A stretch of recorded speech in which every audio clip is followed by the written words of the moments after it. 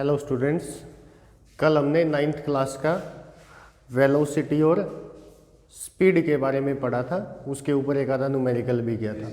आज हम एक्सेलरेशन आगे स्टार्ट करते हैं कि एक्सेलरेशन क्या होता है। तो एक्सेलरेशन अगला टॉपिक है।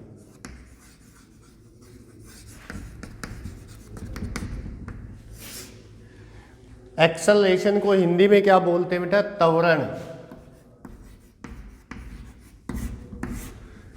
आप बोलते हो कि गाड़ी की स्पीड बढ़ाते हो तो एक्सेलरेट होती है। वो एक्सेलरेट का मतलब क्या कि वहाँ पे उसकी वेलोसिटी जो ना वो क्या हो रही है, इंक्रीज। तो एक्सेलरेशन का मतलब क्या होता है कि जो वेलोसिटी में चेंज होता है, ठीक है, पर यूनिट टाइम, उसको क्या बोलते हैं हम? एक्सेलरेशन। तो डेफिनेशन क्या बनेगी? Change in velocity, change in velocity per unit time is called acceleration.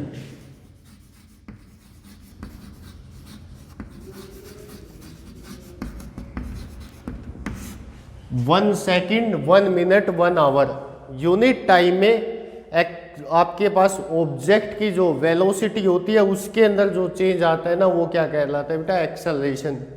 Change in velocity कैसे निकालते हैं हम? चेंज कैलकुलेट करोगे तो जो भी आपके पास टाइम इंटरवल है उस टाइम के अंदर फाइनल वेलोसिटी क्या है, इनिशियल वेलोसिटी कितनी होगी, फाइनल वेलोसिटी में से इनिशियल वेलोसिटी घटाएंगे और उसको टाइम से डिवाइड कर देंगे तो वो क्या आएगा आपके पास? एक्सेलरेशन। तो ए क्या फॉर्मूला होगा बेटा? v minus U by T. ये होता है आपके पास एक्सेलरेशन, जहां पे v क्या होती है? Final velocity, u initial velocity,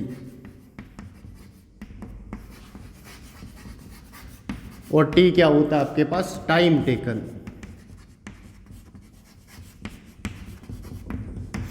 ये वैल्यूज हैं आपके पास। या फिर दूसरी डेफिनेशन क्या लिख सकते हैं हम? Rate of change of velocity with respect to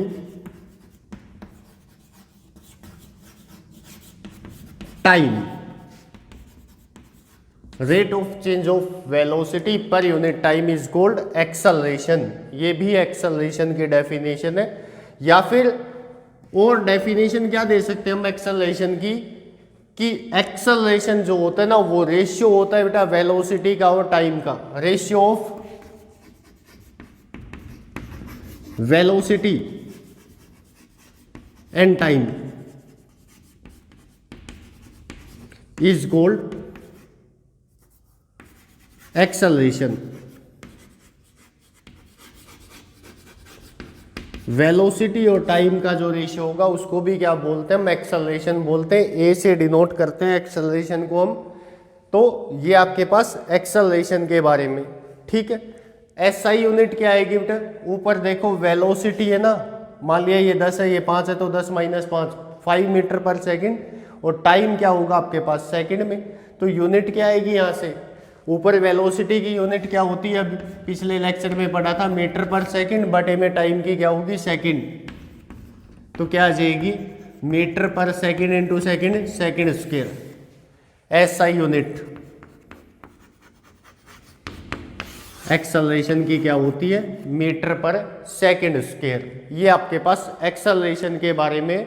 आगे देखते हैं हम इसको।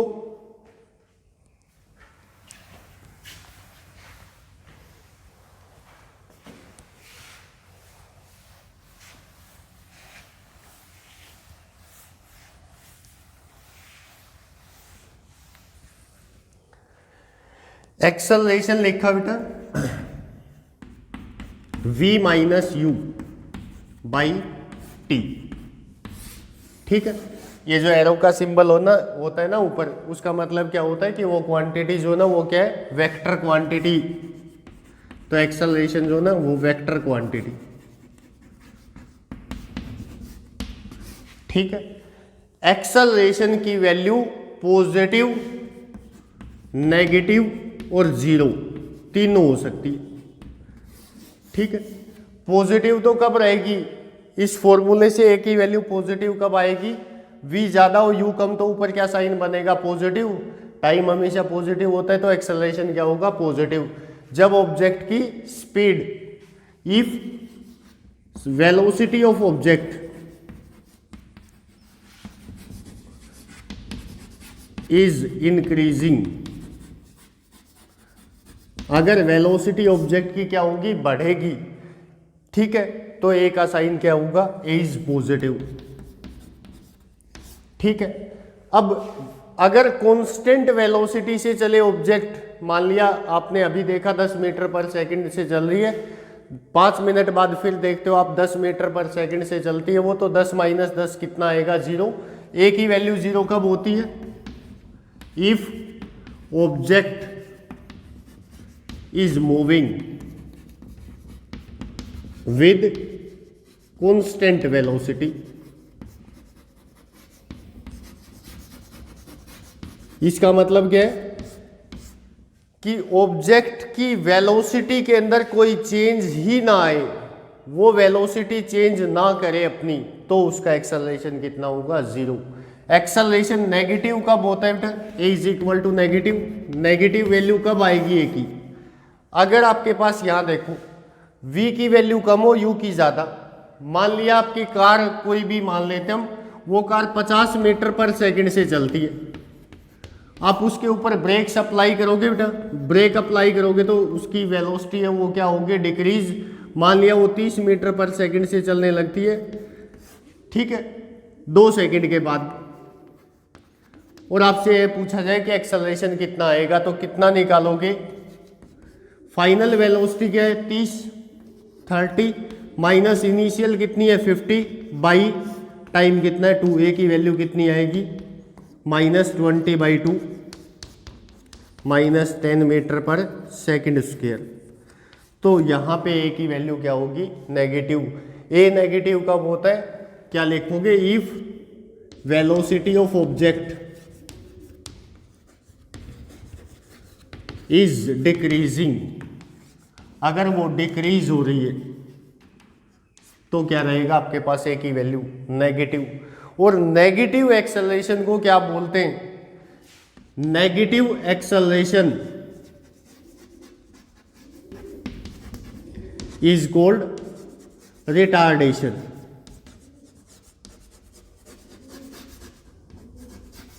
जो आपके पास नेगेटिव एक्सेलरेशन आता है ऑब्जेक्ट का, उसको रिटार्डेशन बोलते हैं बेटा। Negative acceleration is called retardation, तो उसको नाम देते हैं नया रिटार्डेशन। ठीक है, ये आपके पास है एक्सेलरेशन किसी भी ऑब्जेक्ट का। आपको उस ऑब्जेक्ट की वेलोसिटी देगा, इनिशियल और फाइनल टाइम देगा, आप एक्सेलरेशन निकाल सकते हो। एक एग्जांपल लेता हूं मैं, बहुत इजी सा।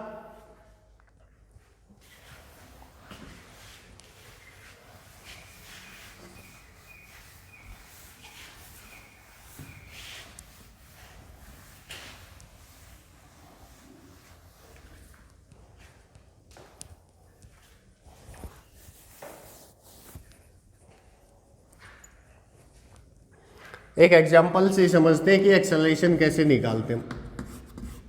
ठीक है, मान लिया आपको ये कहे a car moving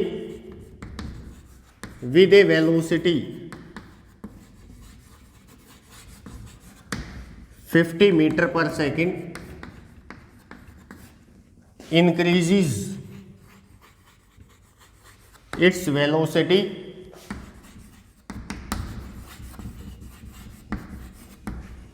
100 meter per second in 10 seconds. What will be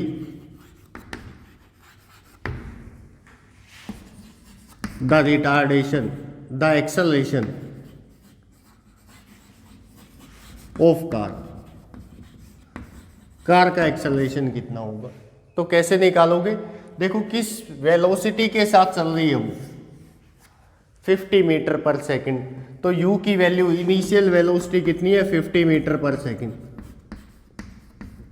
ठीक है, 5 सेकंड के बाद उसकी वेलोसिटी कितनी हो जाती है 10 मीटर पर सेकंड, तो v की वैल्यू 100 मीटर पर सेकंड। ठीक है, टाइम कितना गिवन है बेटा, t is equal to 10 second. Therefore acceleration of object a final minus initial v minus u by T. v की वैल्यू 100, u की value 50 by t की value 10। कितना आएगा 50 by 10, 5 metre per second square. ये acceleration. अब acceleration अगर आपने पढ़ा है तो एक्सेलरेशन को क्या बताया मैंने, वेक्टर क्वांटिटी।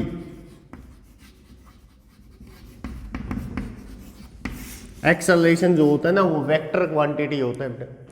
ठीक है, तो डायरेक्शन ऑफ एक्सेलरेशन, तो डायरेक्शन क्या होगी एक्सेलरेशन की, अगर आपके पास ऑब्जेक्ट की वेलोसिटी इंक्रीज होती है, ध्यान से सुनो, अगर if velocity of object is increasing,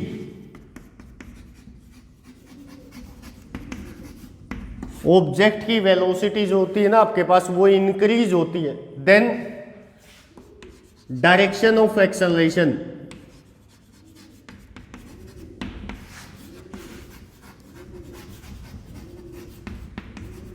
is same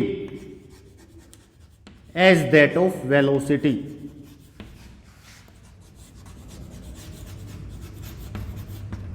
तो जो ऑब्जेक्ट आपके पास है उसकी डायरेक्शन वही रहेगी जो डायरेक्शन किसकी होती है बेटा, वेलोसिटी की। जिस तरफ ऑब्जेक्ट मूव कर रही है ना उसी तरफ उसकी क्या रहेगी, एक्सेलरेशन की डायरेक्शन रहेगी आपके पास। ठीक है, अगर एक्सेलरेशन की डायरेक्शन आपको वेलोसिटी डिक्रीज होती है तो क्या होगी,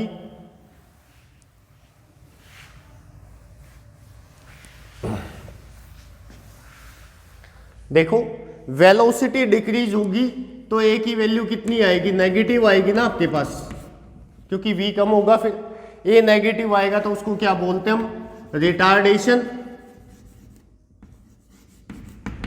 ठीक है, इस केस में एक्सेलरेशन की डायरेक्शन क्या होगी, if velocity of object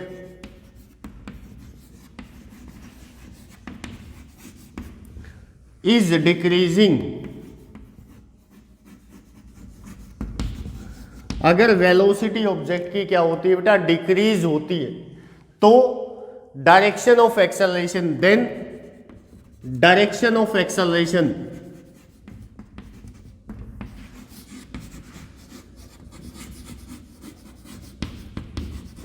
will be opposite to velocity। तो एक्सेलरेशन की डायरेक्शन जो ना वो वेलोसिटी की क्या रहेगी, अपोजिट रहेगी। ठीक है, a इज इक्वल टू 0 था, a 0 कब होगा, a का फॉर्मूला क्या है, v minus U by T. If v is equal to U, v और u आपके पास आपस में बराबर है तो v माइनस वी लिख सकते हो, इसको a की वैल्यू कितनी आएगी, 0। ये क्या था आपके पास, कांस्टेंट वेलोसिटी का case.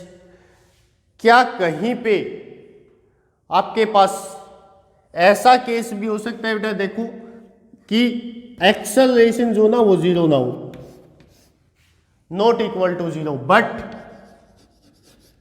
Velocity of object is 0।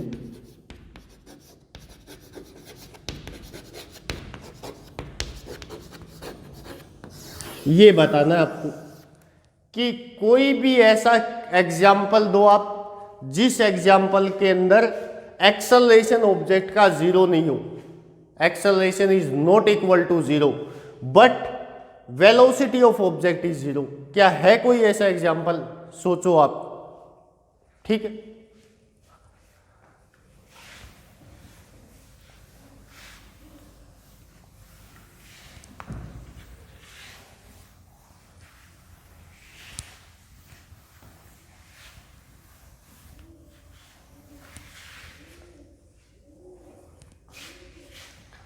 आगे देखो, एक्सेलरेशन एक और होता है एक्सेलरेशन ड्यू टू ग्रेविटी।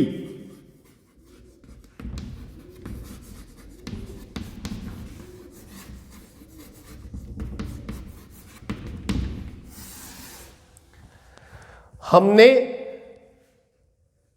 पढ़ा है छोटी क्लासेस में कि किसी ऑब्जेक्ट को ऊपर फेंकते तो न्यूटन का नाम सुना होगा आपने। न्यूटन ने ग्रेविटेशन का नियम दिया था।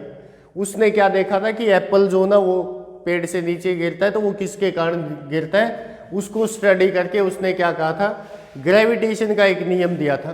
क्या था कि अगर किसी ऑब्जेक्ट को आप ऊपर फेंकते हो तो अर्थ उसको अपनी तरफ क्या करती है, अट्रैक्ट करती है। अर्थ अगर उसको अट्रैक्ट करेगी तो अर्थ अट्रैक्ट करेगी तो उसके ऊपर क्या अप्लाई करती है, फोर्स, और फोर्स अप्लाई करेगी तो वहाँ पे क्या आता है आपके पास, एक्सेलरेशन। ज़्यादा डिटेल में नहीं पढ़ना हमें, ज़्यादा डिटेल में हम पढ़ेंगे इसको किसके अंदर, ग्रेविटेशन चैप्टर आएगा 9th क्लास में, उसके अंदर पढ़ेंगे हम इसको। यहाँ पे सिर्फ इसका यूज करना है थोड़ा बहुत हमें न्यूमेरिकल्स के अंदर। तो एक्सेलरेशन ड्यू टू ग्रेविटी क्या होता है, मान लिया मेरे हाथ में ये चौक, ठीक है बेटा, अगर मैं इसको छोड़ देता हूं तो ये नीचे गिरेगा ना। क्यों गिरता है नीचे, क्योंकि अर्थ इसको अपनी तरफ क्या कर रही है, अट्रैक्ट। अर्थ इसको अट्रैक्ट कर रही है ना, तो इसके ऊपर फोर्स लगा रही है। ये जैसे ही नीचे चलता है, ये जिस एक्सेलरेशन के साथ नीचे जा रहा है ना, उसी को क्या बोलते हैं हम, एक्सेलरेशन ड्यू टू ग्रेविटी बोलते हैं। क्या डेफिनेशन बनेगी, acceleration acquired by a freely falling object।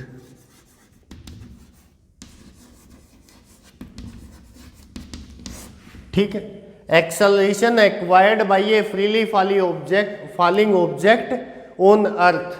अर्थ के ऊपर जब नीचे फ्रीली फॉल, ये आपके हाथ में, आप इसको सिंपली छोड़ दो, ये जिस एक्सेलरेशन से नीचे जाती है ना, उसी एक्सेलरेशन को क्या बोलते हैं हम, एक्सेलरेशन ड्यू टू ग्रेविटी बोलते हैं। ये किसके कारण आता है, पृथ्वी के फोर्स ऑफ ग्रेविटेशन के कारण आता है। आगे स्टडी करेंगे इसको। इसको लिखते हैं बेटा, है तो acceleration he, acceleration acquired by a freely falling object, लेकिन इसको लिखते हैं हम जी से। ये जो एक्सेलरेशन होता है ना, इसको जी से लिखा जाता है, स्मॉल जी से। किसके बराबर होता है बेटा, 9.8 मीटर पर सेकेंड स्क्वायर। ये एक्सेलरेशन ड्यू टू ग्रेविटी की वैल्यू है। कहाँ से आती है ये हम ग्रेविटेशन के अंदर पढ़ेंगे।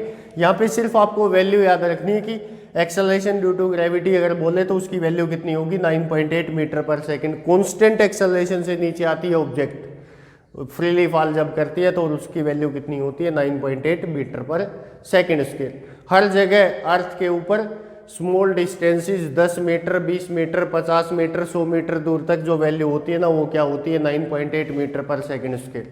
तो देखो, किसी ऑब्जेक्ट को, ये आपके पास है ग्राउंड,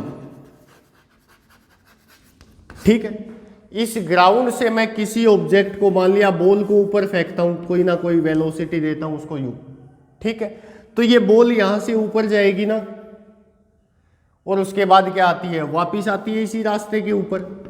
तो जब वापिस आएगी ये, और जब ये ऊपर जाएगी, तो ऊपर जाएगी जब ये मैक्सिमम हाइट के ऊपर होगी बॉल अपनी, ठीक है, तो वहां जाके एक बार रुकेगी ना, क्योंकि नहीं, अगर यहाँ पे नहीं रुकती तो और ऊपर जाती है। रुकने के बाद एक मोमेंट के लिए, बहुत छोटे मोमेंट के लिए यहाँ रुकती है, और उसके बाद वापस नीचे आ जाती है। तो ये बाल यहाँ पे रुक जाती है ना बेटा, तो यहाँ पे रुकेगी अगर एक मोमेंट के लिए, स्मॉल मोमेंट के लिए, तो यहाँ वेलोसिटी कितनी होगी आपके पास, 0। अगर यहाँ वेलोसिटी 0 है तो यहाँ पे एक्सेलरेशन तो प्रेजेंट है किसका, अर्थ का, उसकी वैल्यू कितनी है, 9.8 मीटर पर सेकेंड स्क्वायर। तो जब किसी ऑब्जेक्ट को ऊपर फेंकते हैं हम, जब वो अपनी मैक्सिमम हाइट के ऊपर होती है, when object is at its maximum height, then its velocity is 0 but acceleration is 9.8 metre per second square, ठीक है। तो एक्सेलरेशन की वैल्यू तो कितनी है, 9.8, और वेलोसिटी कितनी है, 0। यहाँ पे ये जो केस है ना, when an object is projected vertically upward, 90 degree पे ऊपर फेंकिए, vertically upward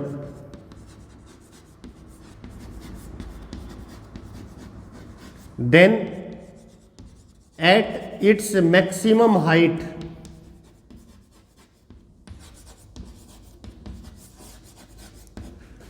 velocity is equal to 0 but acceleration is not equal to 0। याद रखना इस केस को, ठीक है। तो ये आपके पास है कि कहाँ पे ऑब्जेक्ट का एक्सेलरेशन जो ना वो नॉन जीरो होता है, जबकि वेलोसिटी क्या होती है, जीरो होती है, ठीक है। तो इस केस को याद रखना आपको। आगे देखो,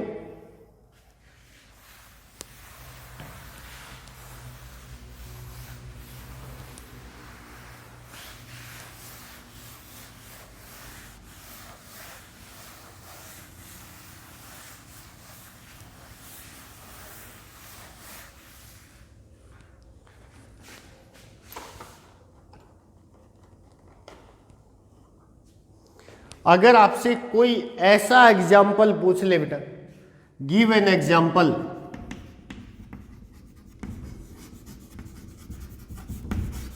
इन विच एक्सेलरेशन एंड वेलोसिटी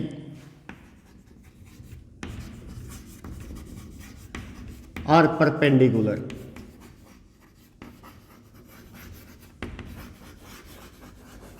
कोई भी ऐसा एग्जाम्पल दो जिसमें एक्सेलरेशन और वेलोसिटी क्या हो आपस में 90 डिग्री के ऊपर।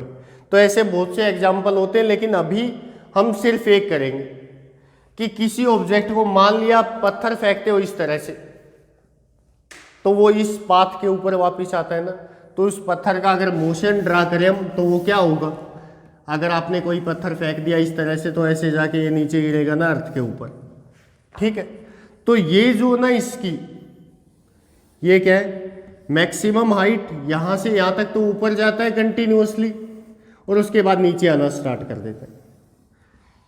ये जो पाथ आपके पास है ना, स्ट्रेट लाइन पाथ जो होता है ना, वहां तो वेलोसिटी की डायरेक्शन क्या होती है, जिस डायरेक्शन में ऑब्जेक्ट चलती है वही डायरेक्शन होती है।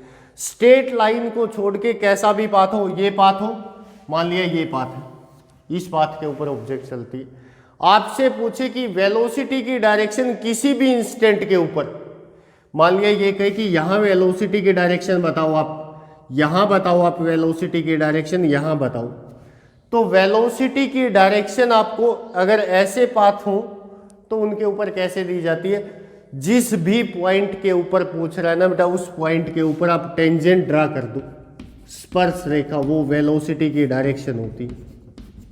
यहां पे वेलोसिटी, तो वेलोसिटी जो होती है ना आपके पास, क्योंकि वो वेक्टर क्वांटिटी है तो डायरेक्शन पूछेगा, जिस भी पॉइंट के ऊपर डायरेक्शन पूछता है उस पॉइंट के ऊपर टेंजेंट ड्रा कर दो, वो टेंजेंट आपको किसकी डायरेक्शन देती है, वेलोसिटी की। मान लिया कोई सर्कल में चल रही है ऑब्जेक्ट, आपसे ये कहे कि ये जो पॉइंट है, ये जो पॉइंट है, ये जो पॉइंट है, इनके ऊपर वेलोसिटी की डायरेक्शन बताओ, ऑब्जेक्ट मान लिया इस तरफ चलती है, तो यहाँ पे इस पॉइंट पे P पे वेलोसिटी की डायरेक्शन निकालनी हो तो यहाँ टेंजेंट ड्रा कर दो, ये वेलोसिटी की डायरेक्शन होगी। इस Q पॉइंट के ऊपर स्पर्श रेखा टेंजेंट ड्रा करोगे नीचे की तरफ, ये डायरेक्शन होगी वेलोसिटी की। इस R पॉइंट के ऊपर टेंजेंट ड्रा कर दो, ये वेलोसिटी की डायरेक्शन। तो कोई भी पाथ आपको गिवन हो, सिर्फ किसको छोड़ के, स्ट्रेट लाइन पाथ को, तो क्या करोगे आप, उस पाथ के ऊपर जिस पॉइंट के ऊपर डायरेक्शन पूछी है उस पॉइंट के ऊपर टेंजेंट ड्रा कर दोगे, वो टेंजेंट जिस तरफ आती है वही डायरेक्शन होती है वेलोसिटी की, ठीक है। तो यहां देखो मैक्सिमम हाइट जो है ना आपके पास, ये ऑब्जेक्ट की, ठीक है, इस मैक्सिमम हाइट का पॉइंट को मान लेते हैं हम P। इस P पॉइंट पे आपसे पूछा जाए कि वेलोसिटी की डायरेक्शन क्या होगी, तो P पॉइंट पे टेंजेंट ड्रा करोगे ना बेटा, तो ये वेलोसिटी की डायरेक्शन आएगी, ये होगा V। अब इसी P पॉइंट के ऊपर नीचे तो ये किसके कारण आ रही है, अर्थ के एक्सेलरेशन फोर्स के कारण नीचे आती है ना, और अर्थ के कारण जो एक्सेलरेशन होता है उसको क्या बोलते हैं, एक्सेलरेशन ड्यू टू ग्रेविटी। वो कहाँ लगता है, हमेशा नीचे की तरफ, और वो किसके बराबर होता है, G के बराबर, जिसकी value 9.8 metre per second square, ठीक है। तो यहां से देखो वेलोसिटी इस डायरेक्शन में आपके पास हॉरिजॉन्टल में, और एक्सेलरेशन क्या है, वर्टिकली डाउनवर्ड है ना, दोनों के बीच में एंगल कितना बनेगा बेटा, यहाँ पे 90 डिग्री, ठीक है। तो अगर किसी ऑब्जेक्ट को किसी एंगल के ऊपर प्रोजेक्ट करते हो आप, तो वो मैक्सिमम हाइट के ऊपर जब जाएगी तो वेलोसिटी और एक्सेलरेशन के वेक्टर आपस में क्या रहेंगे, परपेंडिकुलर रहेंगे। तो ये आपके पास एग्जांपल है जहाँ पे acceleration and velocity are perpendicular. Circular path में भी होते हैं, अगर ऑब्जेक्ट सर्कुलर पाथ में चलेगी ना बेटा, तो वहाँ पे भी क्या होता है आपके पास, एक्सेलरेशन और वेलोसिटी के जो वेक्टर्स हैं वो परपेंडिकुलर होते हैं। ये हम आगे पढ़ेंगे, अभी समझ में नहीं आएगा आपको। तो ये याद रखना है, एक वो याद रखना है कि जहाँ पे एक्सेलरेशन नॉन जीरो, जीरो ना हो और वेलोसिटी क्या हो, जीरो। तो ये आपके पास है सारी की सारी इंफॉर्मेशन किसके बारे में, एक्सेलरेशन के बारे में। इसके बाद अगले लेक्चर के अंदर हम क्या पढ़ेंगे, इक्वेशंस ऑफ मोशन पढ़ेंगे ऑब्जेक्ट की।